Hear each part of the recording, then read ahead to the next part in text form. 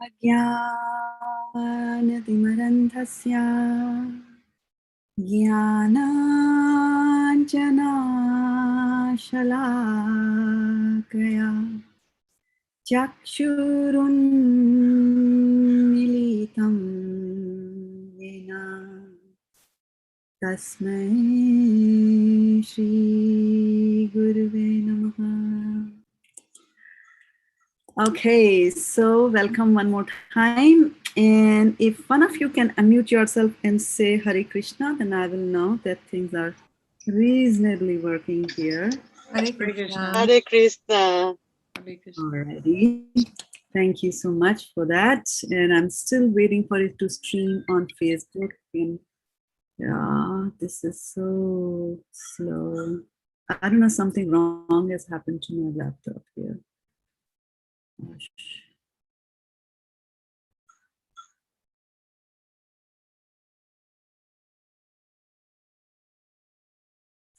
So I might not even share my screen with you all today because of the, complete bandwidth problems that I'm facing here, right? So yeah, this is such a waste of time.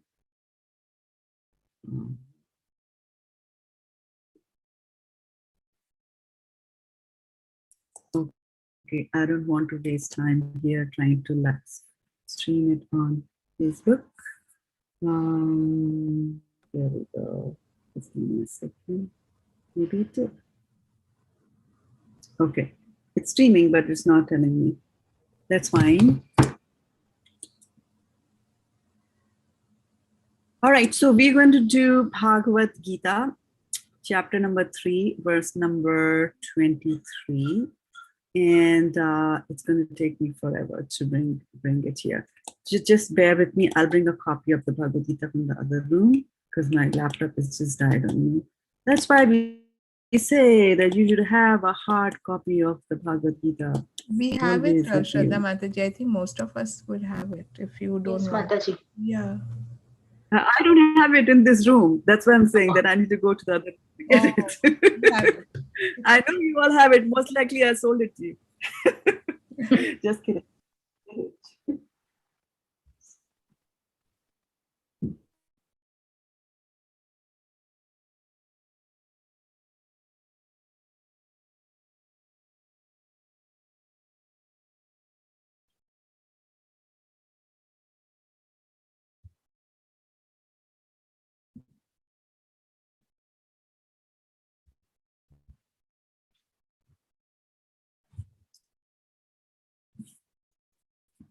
Okay, let me try to record it.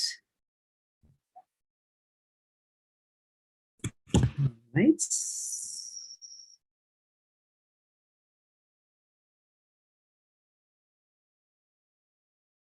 Ah.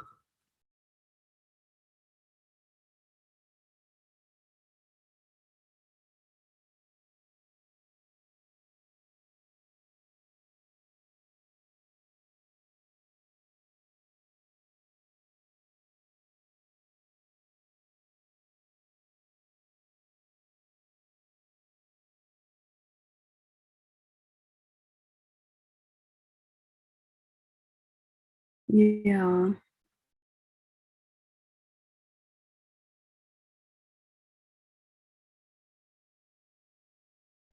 Okay. I can't figure that out, so I'm going to give that up. And let's go to our favorite piece. Everybody, out with your Bhagavad-gita. And text number 23.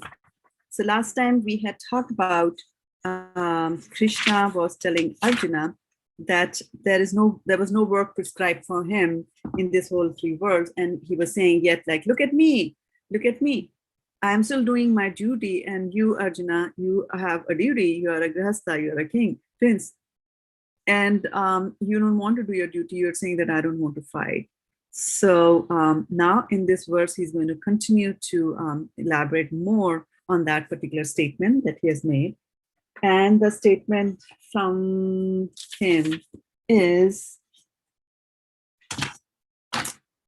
Yadi hi aham na varteyam jatu karmani atandritaha mama vartmanu vartante manushyaha partha sarvashaha. Yadi hi aham na varteyam jatu karmani atandritaha mama vartmanu vartante manushyaha partha sarvashaha. Yadi hi aham na varteyam jatu karmani atandritaha mama vartmanu vartante manushyaha partha sarvashaha.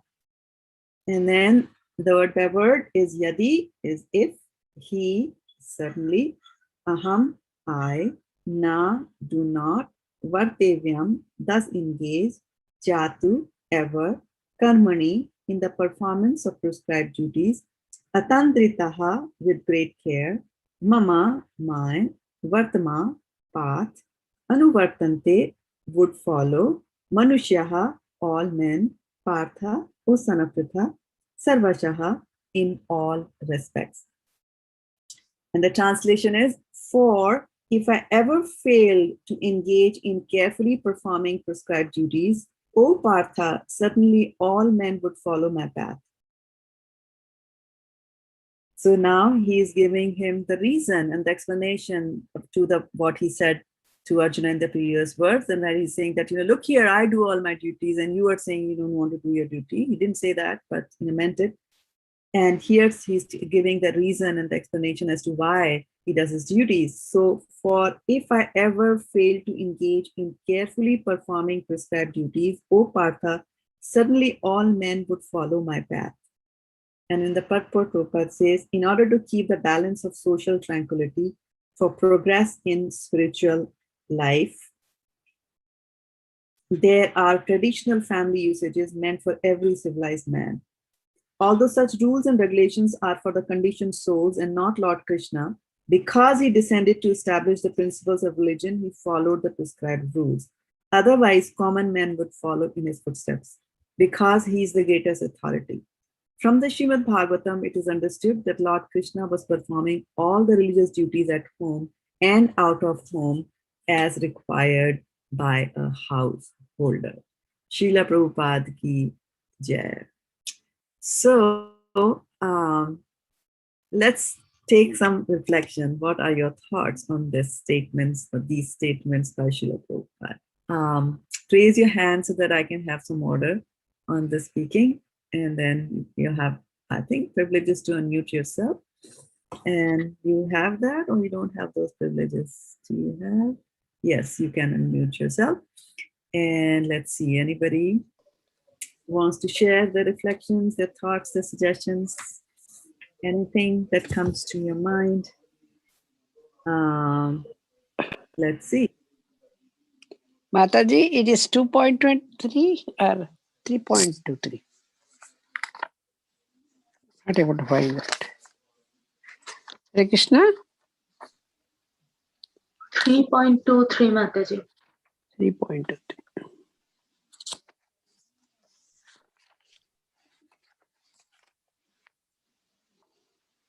So your thoughts on what Krishna is saying. I have a question, Shraddha Mataji. Go ahead. I didn't exactly understand when it says here that he descended to establish the principles of religion and he followed the prescribed rules. What does it mean? Otherwise, common men would follow in his footsteps because he's the greatest authority. I mean, anyway, common men would follow in his footsteps, right? Yeah. What he's saying is that if he does not perform his duties, then common men will say, "Oh, Krishna doesn't do his duties, so why should I do?" Oh, that way. It was a little misleading. Okay. Yeah. That is the reason. That is where he's giving that explanation in this verse, where he's saying that I do my work. And there's this famous verse from Bhagavad-gita. Yeah. That is saying paritranaya sadhunam Vinasaya cha. right? Dharma samsthapanarthaya sambhamani yuge yuge. And before that, he says, yada yada hi dharmasya glanir bhavati bharata. Abhirtanam adharmasya tadatmanam sujamiham. Right? So whenever there is a decline in religiosity and a rise in irreligiosity, at that time I come. descend. Right? I descend. Sujami is not birth. It is not saying I jan or something like that. Mama Janmani or something like that. It doesn't say. Sujami is a totally different thing. It's a totally different concept. It's not birth as we understand it to be. Okay, good. Who's next? Thank Aruni has raised. Young Bella. Aruni Mataji has raised her hands. No, I was going to say something, but yeah, I don't think it's relevant. I was going to say that he's sort of defining dharma, but I mean that's not that's not really what he's doing. I mean he's just elaborating on dharma, I guess. Yeah. No, I mean never mind. He's elaborating on the need to follow the dharma, right? Now, atandritaha, can you tell me what is atandritaha? Meaning of atandritaha? With great care.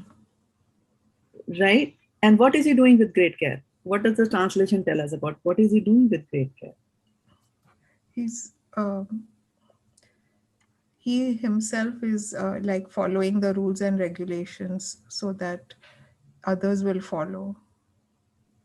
Yeah. So what is he doing with great care? With great care, he is doing his Means karmani. he's establishing the principles of religion.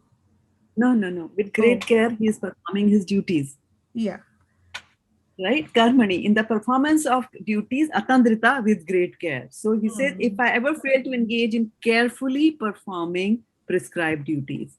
So he's saying that if I don't carefully perform, so the emphasis here is on carefully performing the prescribed duties. And if I don't do that, then all the men will follow that particular path. Right? And so then here also he's saying that, there should be a balance of social tranquility for the progress in spiritual life, right? So, and then depending on your constitution, your mood, Kshatriya, Vaishya, Brahmana, you have been given certain specific kinds of duties to perform, which will be in alignment with your mood, right? When people these days hire people for any particular job, they will check the personality of a person. They will give them certain tests, etc. And then from those tests, etc., they will find a suitable match for their job. If you try to do things against your constitution, then you end up in a miserable situation. So he keeps the balance of social tranquility for progress, which is very important for progress in spiritual life. So you need that societal structure, the Varnashram system. So you need to have the Brahmanas who are going to tell everybody how to progress in life. You are going to need the Kshatriyas to administer and to protect yourself. Then you need the merchants to, take care of cows, agriculture, and also do the business. And to run a business, you need people to work. So you need the Shudras, right? Like that.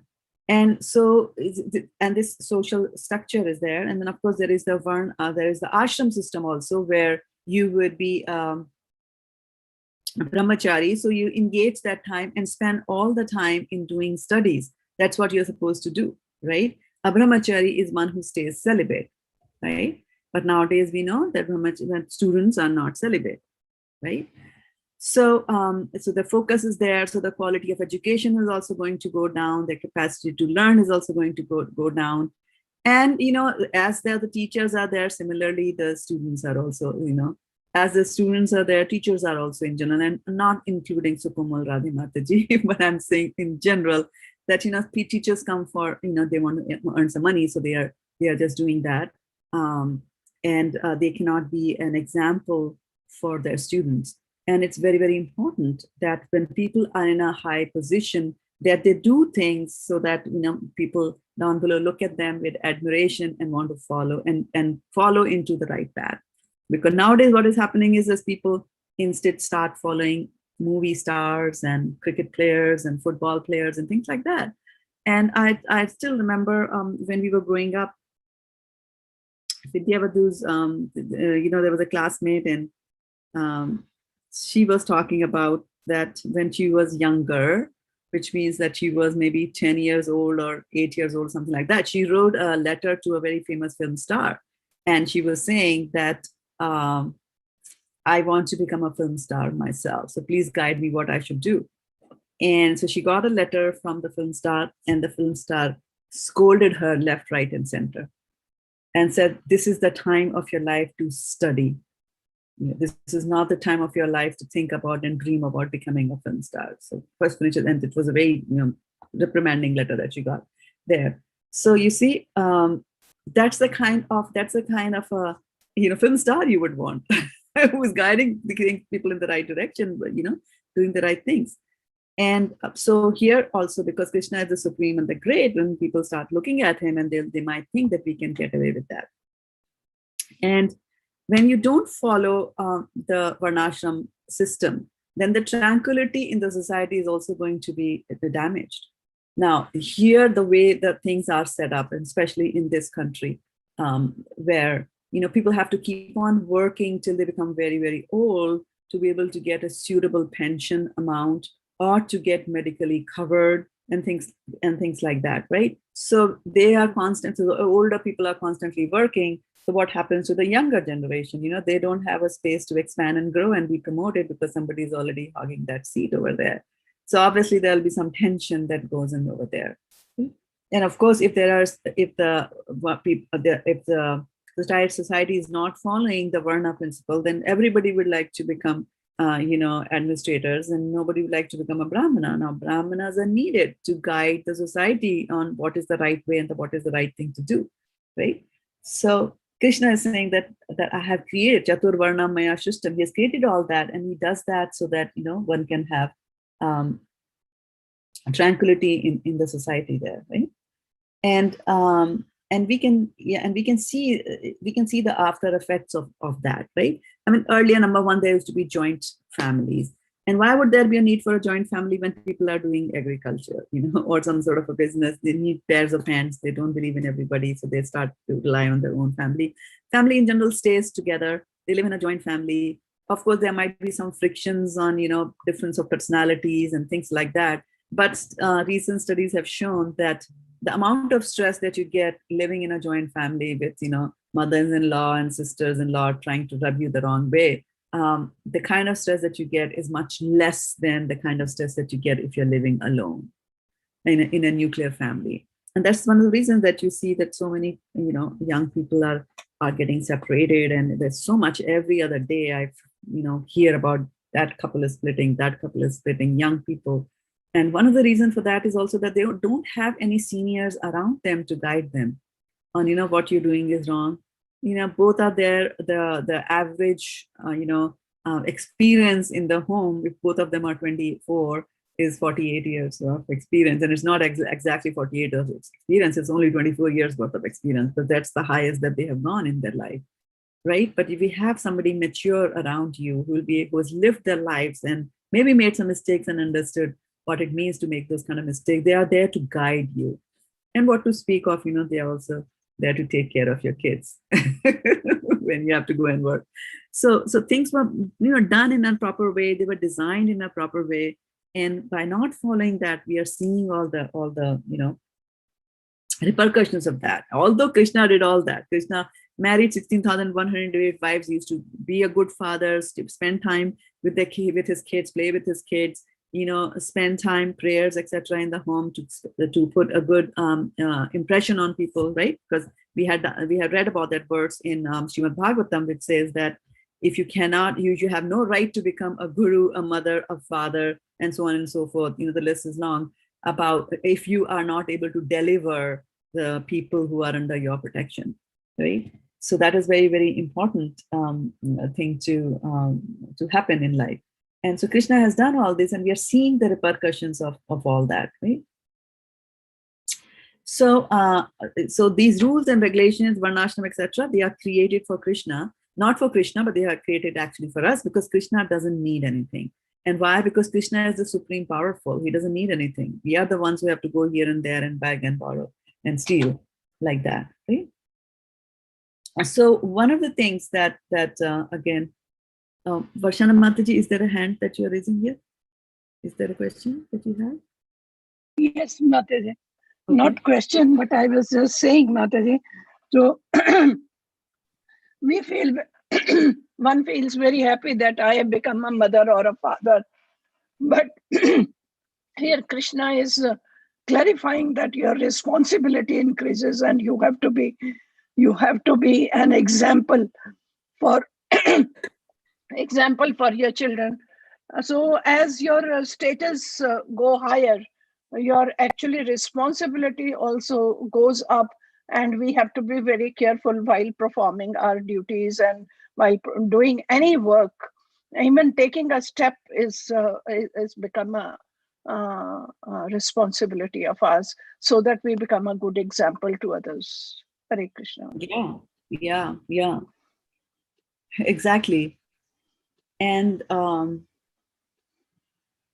so one of the words, and as I had pointed out, and which you elaborated upon, was atandritaha, with great care, right? So it's a very, very important thing that people do their duties. They do their duties. Whether they take care or not is a separately different thing. Now, so many times you have noticed that we give chores to our kids, right? And they are in that age, they would rather, we spend their time texting or be on the phone with their friends or just hang out in the mall and things like that. Kids like to do that. And now here we have given them some chore to perform. You have to load the dishwasher, you have to run like that, fold the laundry, whatever, chores that you give to the kids. And actually studies have shown that kids who actually do chores in their homes are able to do better time management in life than kids who don't. So which is an amazing thing, right? Because they will do time management because now they have to do this work because it's been assigned as a duty to you, but you also want to have fun. So you'll try not to waste your time. And so avarte kalatam, they also won't want to waste a single minute like that because they want to go and enjoy, right? But when it comes to advancement in devotional service, then this decision of not to spend or not to waste a single moment of time is not because I want to go and enjoy in the mall or something like that. It is that every minute that I spend, or every shan, or every small part of the time, minuscule time, if I spend that in doing mundane activities, that means that I am being cut short in using their time in doing devotional service to the Lord. So we reach that stage in devotional service at one point in time where this happens, right? So a child might do the duty, but might not do the duty carefully. So that is also very, very important, that you have to do the duty carefully. And that's why I always say that in general, because women cook on an average, I'm just talking about averages here, women usually cook the food in their houses. And so when you are cooking, most of us after a few years of cooking don't want to cook. We get tired of the same thing. Like, what do I want? The same thing like that, right? And so we might do the duty and forget, how you want to do the duty. For example, I've seen one of my friends used to say that his mom would ask him in the morning that, what do you want to eat? And he would say, I want to eat halwa. Then she would be like, no, tell me what else do you, something else, tell me something else. Okay, I want to have parathas. The list would go on. And then in the end, the mom will say, oh, but there is some rajma left from last night. Why didn't you have that? So you know what? The duty is happening. Mother is supposed to cook some duty, but the love and that part is missing from there. So people sometimes, will do the duty, or load the dishwasher, forget to put the soap, and those kind of things kids will do. So it's very, very important. And the reason is that if you make an even small mistake, if you make a very small mistake in performing your duty, then the repercussions of that are huge, and they are amazing, amazingly huge, and they can be very, catastrophic also. So it's very, very important that, especially as devotees, when we are doing our duty, and we might just think that what is my duty, and I'm thinking at a very high level that my duty is to serve the Lord, my duty is to do the devotional service. After all, that's what I'm wired to be, and I should be doing just that. And that is true. That is very true. But while you are performing this duty, we have to be very, very careful in how we are doing the duty. And as you do devotional service to the Lord, and for example, take a simple thing as like deity worship. So when you're doing deity worship, it might happen that you might do it, from your heart, from your love or half love, so my love, and so on and so forth. But we can make offenses while we are doing the devotional service to the Lord. Offenses can happen. And when offenses happen, then there are consequences of the offenses that you do in devotional service, right? And that is why there are, if you look at Nectar of Devotion book actually lists about 32 offenses that you can make while doing devotional service to the Lord. And how do you overcome those, right? I mean, you're doing the ultimate that one could think of. You're serving the Lord, you are sitting in front of the deities, and now you're performing offenses. Where else do I go? I've come to you, come to you, Lord. Where else can I go? So, so Prabhupada then, where else can he go? So then Bhaktisiddhanta Saraswati Thakur gave us this nice, solution to this problem. And the solution is that you should always chant one chapter of Bhagavad-gita every day. That is the solution to our problems. And so that is why you see we insist on doing a chapter a day of Bhagavad-gita. Now, there's a very interesting story that is there in Srimad Bhagavatam. And so this is about Diti, right? So there is Aditi, and then there is Diti. So Kashyap has got 7 or 8 wives, and these two are prominent. So Diti and Aditi. So remember, from Aditi, all the devtas come, the demigods come from Aditi, like Indra comes from Aditi, Vamana comes from Aditi, like that, right? And then from Diti, the Daityas come, the demons come from Diti. Right? And so we have read about Diti's pregnancy in the evening. And what was that? So Diti is jealous of her co-sister Aditi, who seems to be having sons left, right, and center, and of such high caliber as demigods. So she also wants to have a son. So she goes to her husband Kashyap Muni and says that, I want to have a son, please give me a son. And it's a duty of the husband to provide a son to the wife when the wife wants it. But it was that time of the day, it was evening. And that is not a good time of the day to plan for a child. And so Kashyap Muni told her, to wait, but she would not want to wait. So then they unite. And now what happens is that during that time of the day, when there is day is completing, sun is about to set and all that, at that time, Lord Shiva is on the move, right? And the devotees of Lord Shiva are human beings like us, there are devotees from like that. But then others are also devotees of Lord Shiva. And those include ghosts and goblins and, those kinds of creatures.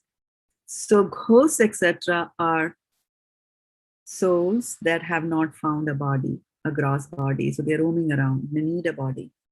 And so Shiva, out of compassion for them, what he does is that when he sees that somebody is trying to produce a child at the wrong time of the day, then he makes sure that such a ghost soul enters into the womb.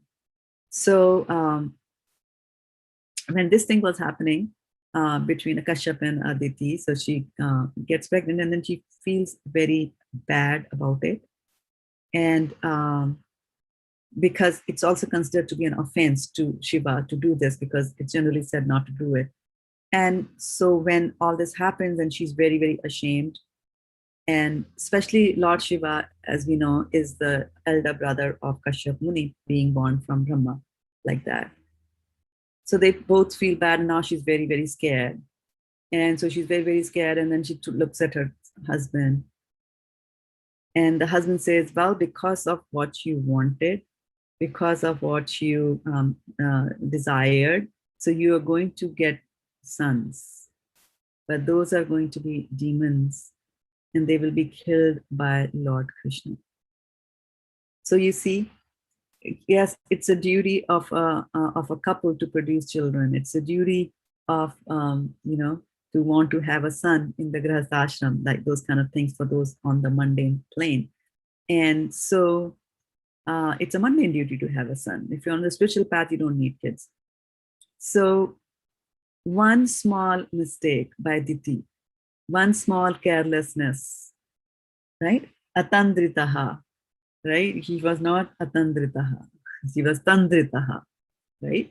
Not knowing what to do and what not to do. So Tandra, we talked about Tandra last week. Remember what is Tandra? Vindhyavali, is Tandra bothering you right now?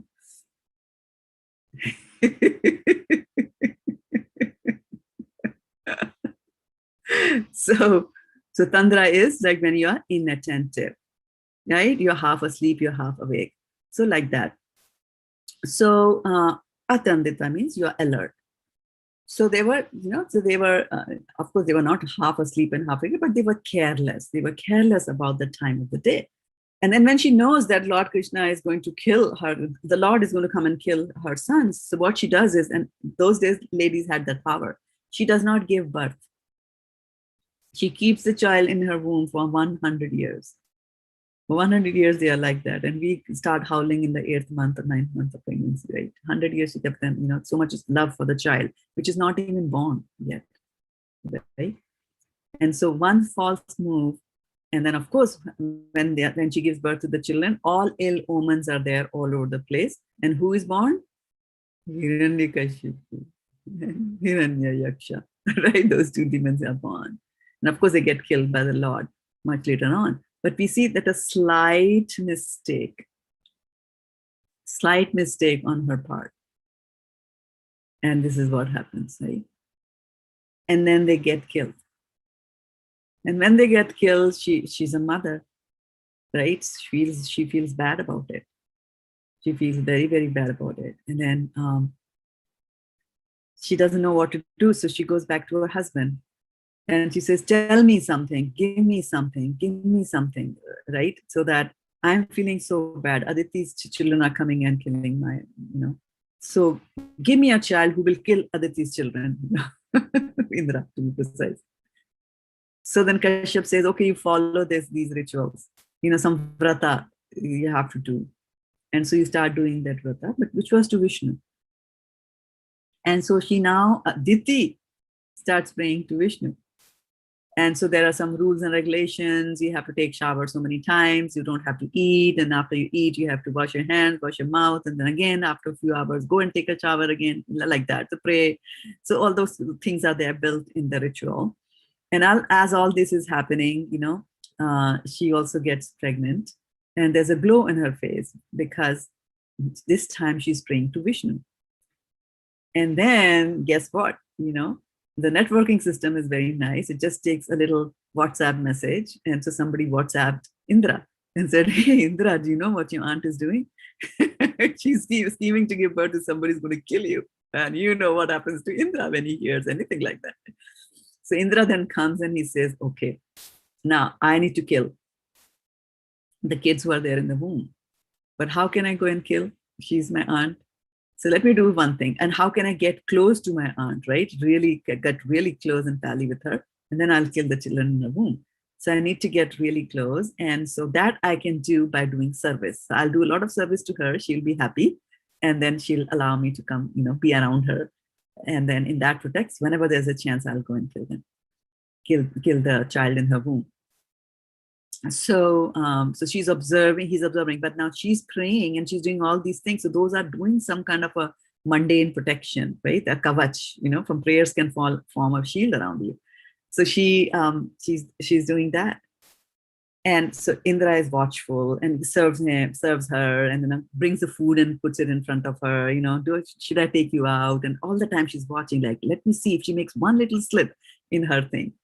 And so one day, Aditi has her lunch, and it was a really heavy, nice lunch. And she ate a little extra, and then she started going into Tandra, right? Sleep. And then she goes to sleep, and she remembers, and she forgets to wash her mouth. And this was one of the rules of doing the vrata, was that you have to wash your mouth every time that you eat. And so when Indra comes to know about this, he's like, aha, now that shield is broken. And then he immediately enters her womb and finds the fetus over there and cuts the fetus into 7 pieces. Like, you know, not only just killing off and cutting off your neck, he just wants to make sure that the child is dead. So he cuts him into 7 pieces. Now guess what? Diti has been worshipping Vishnu, and Vishnu's things don't go in vain. So all these 7 pieces become 7 sons in the womb. And they are just saying that, you know, they are just looking at Indra. Now Indra is bewildered. Then he takes each one of those sons and again cuts them into 7 pieces. So 7 and 7, 49. So 49 sons are there in the womb. And then they look at Indra and say, what are you doing, Indra? We are your brothers. We are your cousins. Don't kill us. Like that. So then Indra listens to that and then realizes his mistake, comes out of the womb, begs forgiveness of Diti, and then goes back like that. And those 49 sons of Diti are known as Maruts, and they are the demigods. So Aditi, for the first time, gave birth to demigods. And how? By surrendering to Vishnu. But in this episode, we have to remember that one small mistake that she made, right? Children were killed, but because of the service that she was doing to Krishna, Rakhe Krishna mare Krishna rakhe ke, right? So you have to remember that. There's this famous story of King Nriga. King Nriga. So one day Krishna and his friends are playing with a ball, and they are out in some field. And so one child is throwing, one Gopa is throwing the ball to other is catching it, throwing it. So they're happy playing, and suddenly the ball goes inside a well, which is not used, right? So they call it blind well or andha kuan, like that. And so the children go out go there to get it, and inside they see the most hideous looking lizard is there. And so they are amazed at the size of the lizard and things like that. So they call out to Krishna, and then Krishna, you know, comes, sees that lizard, touches the lizard, and the lizard gets converted into a beautiful king. And that was the story of Nriga. So then it is like, so what was this lizard, and what was it, this thing about being converted into a king? And so then the story goes that King Nriga was involved a lot in doing dan activities, charitable activities. So he once had a big event organized. And at the end of it, you know, there were thousands of brahmanas were invited. And as they were leaving, he was giving them all thousands of cows in charity, thousands. So he was a very rich and a powerful king. He was and charitable also. So he was giving away. The Brahmins would come, they collect their cows, and they would leave. Then another Brahmana gone and leave like that. And then, as one Brahmana was carrying away his cows back home, his 1,000 cows or so, or 1 million, it was a big number. One of those cows, you know, strayed from the herd. She came back to King's Goshala and stayed there. You know, as Brahmanas are coming and king is giving charity to charity, this one cow got recycled. She was given away to one Brahmana. And now she was given away to another Brahmana. Now the first Brahmana, after some time, realizes like, oh, there is one cow less in my, in my herd. So he goes back, and on the way back, he sees the second Brahmana going back with his share of the charity, and he recognizes his cow. And then he says, this is mine. He says, no, how can it be yours? The king gave it to me. And then the Brahmana, they both of them fight, and obviously they can't resolve that because both have been given that cow in charity. So they both go to the king. And to the king, they just put the proposal that, you have to set this situation right. So the king then begs forgiveness of the first Brahmana and says that, here I have got so many more cows in my Goshala. Please take as many as you like. But this first Brahmana is very adamant. And he says, no, you are a king and you are so careless. And I curse you that you will become a lizard in your life. So one small mistake like that. Okay? So material world is like that. If you make one small mistake, right? If you're driving a car and for a fraction of a second, if your eyes close, what happens? You have a big disaster. We have a big accident, right? A surgeon operating upon you. What happens? If he sleeps for a moment, right? And so many times we have seen situations where we talk about that the patient was wheeled into the operation room and they had to remove one kidney because it was bad. And the doctor by mistake removed the other good one, right? So one small mistake. That should I make the incision on the left-hand side or should I make the incision on the right-hand side? And then, the results are very, very disastrous. So when it comes to doing your duty, has to be performed very, very carefully. And especially when it comes to doing your devotional service duties, they have to be done carefully. It's not a fun. It's not, just something that I do just so that others will, be in awe of me that, oh, he's such a good devotee and, he's a great devotee and he's taking initiation and he's chanting and things like that, right? So our behavior has to be flawless so that when others look at us, they will say, oh, that's one person that I should follow like that. So this is the reason that Krishna works. Otherwise, Krishna has got no reason to work. There's no reason at all, right? He's the one, Eko Bahunam Yod Vidadati Kaman. There's one who gives to many, right? There's one person who gives and takes care of the so many, right? Chetanas Chetananam, right? He's the one conscious, supreme conscious, and he's the one who takes care of the Kaman, of the desires of so many. So he's the one taking care of us. He doesn't have to work. He doesn't need anything at all, but he still does it, right? Also, when he becomes a dutiful son, right? He becomes a dutiful son of Yashoda and Vasudeva, right? At that level, that duty that he's performing, right? The duty that he's performing is also mixed with love for his devotee, because his devotees are doing so many things out of love and affection for them, right? And so he will do that duty to them so that they can reciprocate in that rasa, right?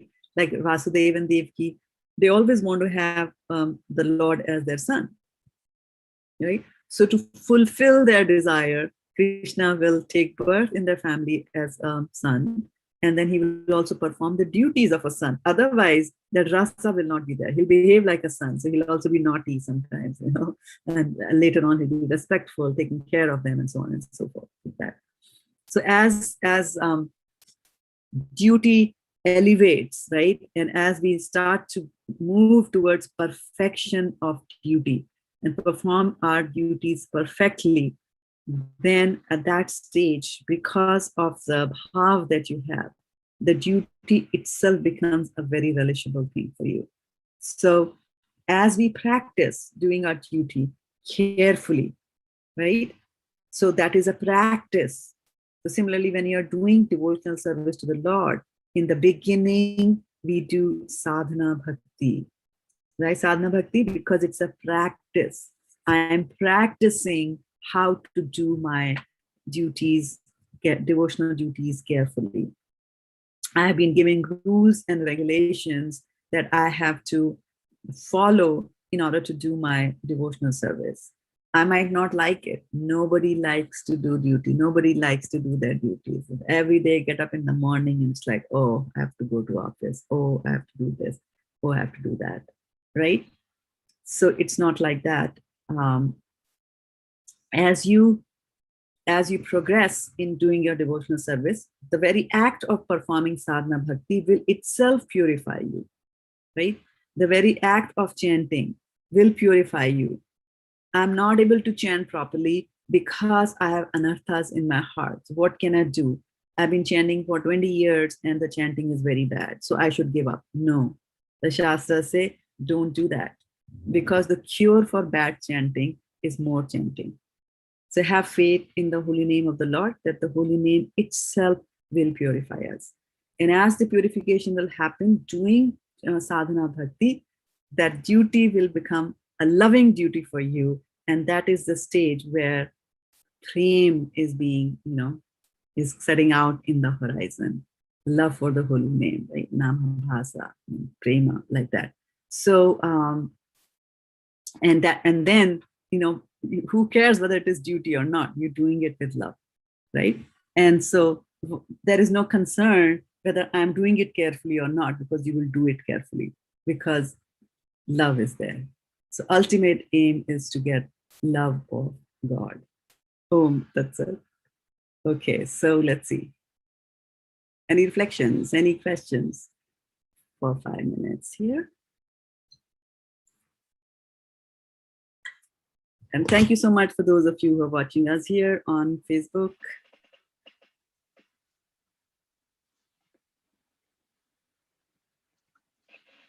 Hare Krishna, Mataji.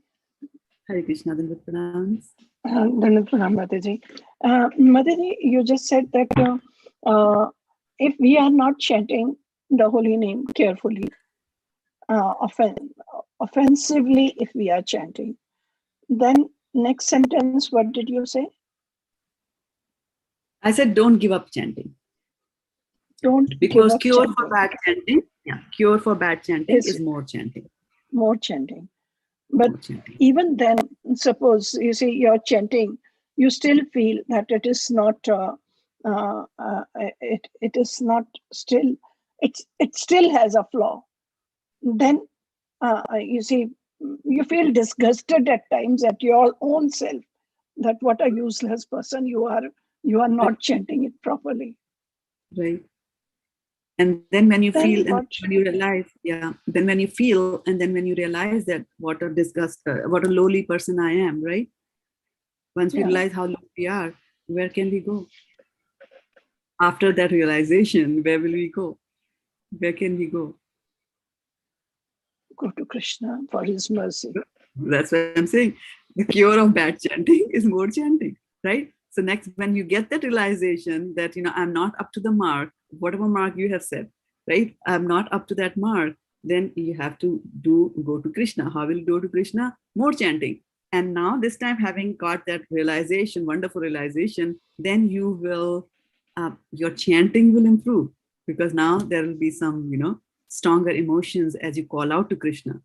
Because most of the times we don't chant properly is because we think highly of ourselves. We think that we are something. There's no need for me to chant, to pray to Krishna. What's the need? Right? I've got a good job. I've got a good family. I've got health, youth, and then I am self-sufficient. I don't need. But the day the realization comes to our head, that we are so low, we are so bad, and that's why you see all these what are these? All these Mahatmas and Sadhus, they say, Masama Patita Prabhu Nahi Tribhuvane. Why? Because they have that realization. Not that they have the realization, but they are singing those songs to let us know. And even they might have that realization, because at that stage, when they are so white and so pure, even one little speck of black on them, appears to be like a big spot on them, right? This is all black, how will you know anything dirty is there? It's all black, right? But if something is white and if you see a small black spot over here, you'll say, hey, you know what, there's a black spot over there. So that mood is a good mood, to think that I'm the lowest.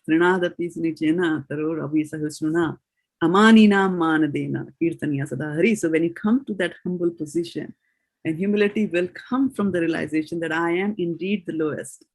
I'm not something that people have to come and touch my feet and they have to say, Danvat pranams or whatever. I realize my anarthas, and only I can know my anarthas intimately, right? Like that. Does it help you, Varshana Mataji? Yes, Mataji. I'll try, but I still feel all the time that I'm talk not to Sutapa when you're feeling like that. Yeah. When you're feeling like that, talk to Sutapa Mataji. Okay. Viraha Bhav Mataji, I know I have not answered your questions because Varshana Mataji always beats you to the hand raising thing. And by the time I come to you, time is already over. So next time you have to be nimble. Okay. Yeah, let's be quick. But Thursday, the other team is going to start coming and joining this class. Sure, Mataji. I had a quick question though. So we always see these instances in the Puranas that this Brahmanas, they're in the mode of goodness, right? But they get angry and they curse. Why is that? Like, you're not supposed to get angry if you're in the mode of goodness, right? So I was wondering. Yeah, it's a very good question, and they seem to be cursing left, right, and center. Actually, you should read the 4th canto to see how curses can fly. In the story of Sati, when she dies, right, or even prior to that, when Shiva is insulted, like that. So they curse, but the curse of a Vaishnava, you should just look at a person cursing as an instrument of our karma. We should be looking at it like that, right? Narad Muni, I mean, he's such an exalted soul, why does he curse, right? But look at all the curses that Narad Muni has ever given. Like he cursed Nalkuver and Manigriva, right? He cursed them because they were sons of Gandharvas, rich men, spoiled brats, enjoying with women, and drunk, completely drunk and nude in the lake. And a rishi comes and then they disrespect him. And Narad Muni is the rishi. Narad Muni curses them and says, you are going to become trees, right? And then they stay as trees. But then what happens? Many, many years later, Krishna comes and liberates them. And then they become devotees of the Lord.